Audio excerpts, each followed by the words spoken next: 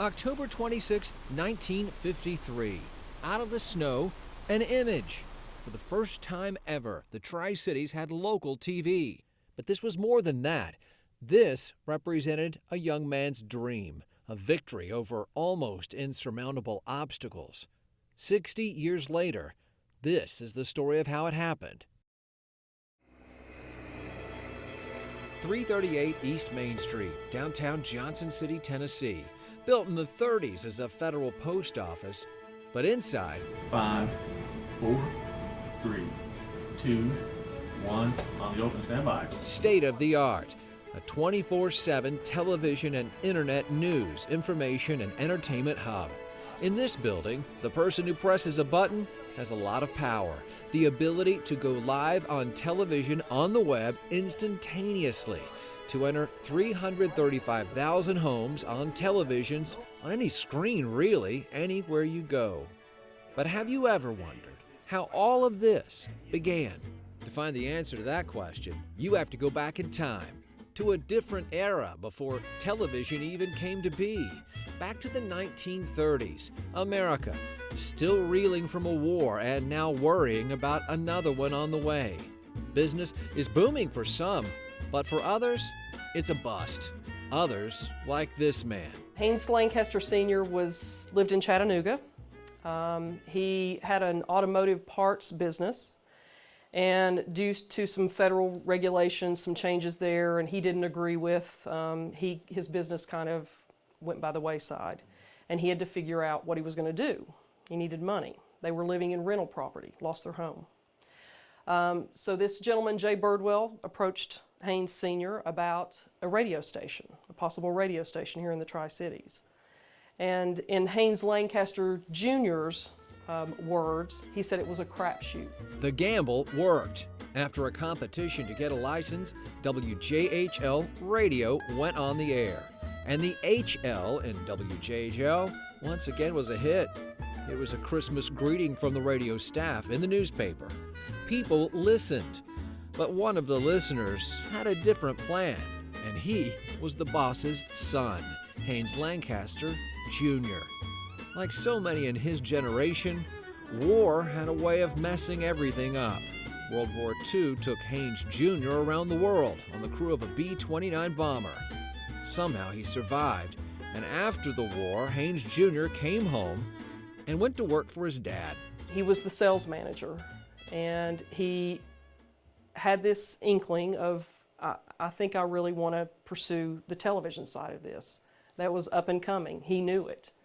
And I think that that's amazing, you know. That's one thing I really appreciate about Haynes, is that he was able to just foresee these things. And he knew all the right people. But this was the late 40s. Most homes didn't even have a TV. So Lancaster would have to do some convincing. He told his father that he would really like to investigate getting into the television business. And his father didn't want to do it. He didn't know anything about it. He was uncomfortable with it, and he just did not want to get into that conversation with him. There was a lot of skepticism. People weren't sure it was going to work.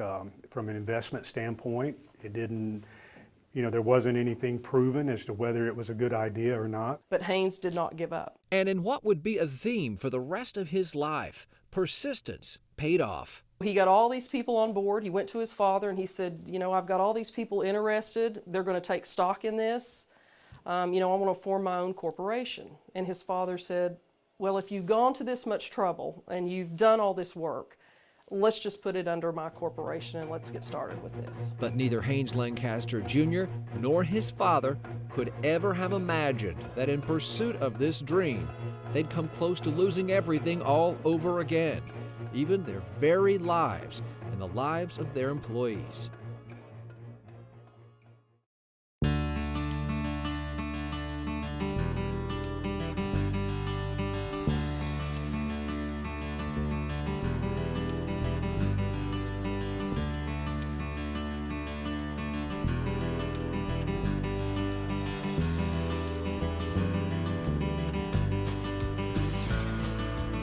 WJHL, celebrating 60 years.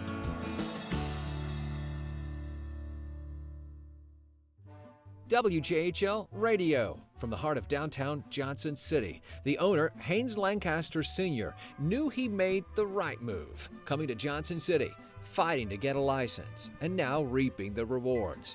But if he wished for a quiet life with his son, Haynes Lancaster Jr., just following along, well, that was not going to happen. He told his father that he would really like to investigate getting into the television business. And his father didn't want to do it. He didn't know anything about it. He was uncomfortable with it, and he just did not want to get into that conversation with him. But Haynes did not give up. In 1948, the Lancasters took the plunge. They formally applied with the federal government for a television broadcast license in the Tri-Cities. And they had a plan to be the first television station in Tennessee. But in the first of what would soon become a series of big snags, that plan came to a screeching halt. He got a response that there had been a freeze. There had been a freeze, an FCC freeze. It was called the Freeze of 48. Dr. Carrie Swaney is a professor of communications at Milligan College. She worked as WJHL's production manager, and she chronicled the history of the station. What had happened is after the war, there had been so many applications for television stations that they realized that there were just too many stations, they were too close together, and they were just going to have to rework things. And so they needed time to do, the FCC needed time to do that, so they just stopped the application process. And it took 4.5 years, close to 4.5 years, before he was able to continue with the process. Finally, in January 1953, Haynes Lancaster Jr. got the word he'd been waiting for: license granted. With a power of more than 300,000 watts, the eventual capability of reaching homes all around the Appalachians, WJHL TV was going to happen. The location for the TV studio and a 550-foot tower, Johnson City's Tannery Knob near downtown. In 1953, construction got underway on the station's Hilltop studio, and it quickly became news. There was no local TV in the Tri-Cities in those days. By some accounts, there were only a few thousand television sets. So as work happened on the Hill, in town the Lancasters got to work convincing people to buy TVs. But that was the least of Haynes Jr.'s problems up on Tannery Knob, where crews were at work building that TV tower. For the Lancasters, it once again was a trip to the financial edge. It was $48,000 to erect this 550-foot tower. They had to have the money up front. That was a lot of money.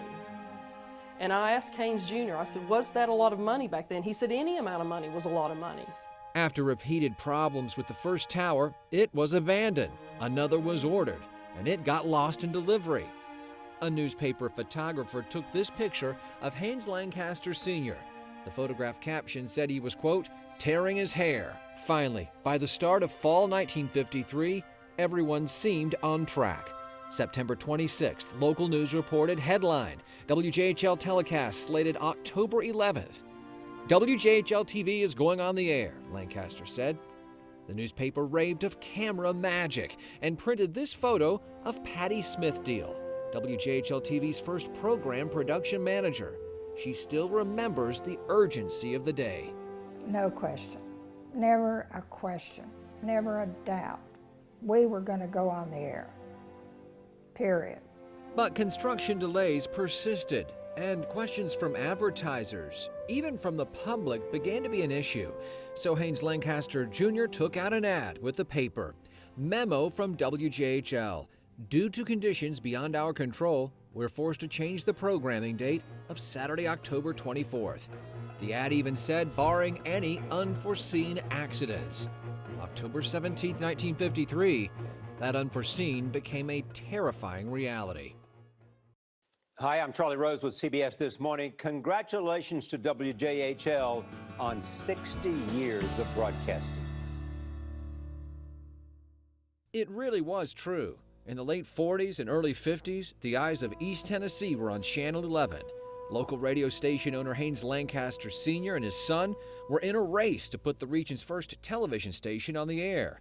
The studio and tower would be on Tannery Knob downtown, and by October 1953, they were almost there. Studio almost built, tower almost up. But then, October 17th, something happened that changed everything. Haynes Jr. was handling last-minute business downtown. Production manager Patty Fulton had gone out on errands. And Haynes Sr., along with about 20 employees, were at WJHL TV on Tannery Knob, where the tower had almost reached its target, 550 feet. They were putting the last pieces of the tower together, and a guy wire snapped and created this whipping motion back and forth that went on for several minutes. The tower began to fall, and parts of the tower landed on the ground and on the building. I heard somebody say there was a big something about the tower had fallen. I think I maybe got in the car and tried it, and they said the tower had fallen. I couldn't get up the hill. Haynes Jr.'s first thought, his father. The man he talked into going through all this was in that building. Dad was in the station on Tannery when it fell, and when that thing started down, they dove in behind some stacked stuff in there and didn't get hurt at all. In fact, despite massive steel beams impaling a building full of people, only 2 people were hurt. The paper reported the injuries weren't bad. It is a miracle that no one was killed. A flat-out miracle. Tannery Knob television tower toppled, screamed the newspaper headline, and quoted Lancaster as saying damage was extensive. For the son with a big dream, this was a nightmare that could have been so much worse. After all, no one had died or had even been critically injured, and key equipment had survived. The tower fell, and it was 3 inches away from the transmitter equipment. So just a little bit more, and they would have lost all their transmitter equipment as well. But as was the case, that was fine. The Johnson City Press-Chronicle called it hard luck in the nth degree and extended its full sympathy to its friendly competitor, WJHL. The writer said, quote, "It's our wish that there may be enough reward once WJHL TV is on the air and going to compensate for all the headache and heartache experienced along the way." I think that the whole process just became a series of events, and so everybody in the community was really concerned with, are they going to get on the air? When are they going to get on the air? We know this disaster happened. It just seems to be one thing after another, and I think that the community got behind them and were really, wanting the station to get on quickly, and they were supportive of everything that happened. Amidst a pile of rubble, Lancaster was at a crossroads. Could he continue? Would he continue? Looking back, it was never even a question. Haynes Jr. was just like, we're going to do this. He picked up the phone and he called the J.E. Green Company in town and asked a friend, happened to be a friend, and said, I'm in a world of trouble. I need help. And so the gentleman came up, he got a foreman involved in it. They cleaned up all of the debris, the tower, and they tried to figure out what can we do to get on the air. They were now behind, and they were trying to get on as quickly as possible. Tarp was stretched across the building to keep out rain, and work began on a makeshift, smaller tower. Another ad in the paper promised it. WJHL TV, Tri-Cities Television Channel 11 would present its first program Saturday, October 24th. But October 24th came and went. No WJHL TV. As crews worked non-stop to erect that tower on Tannery Knob, Lancaster drew a line in the sand.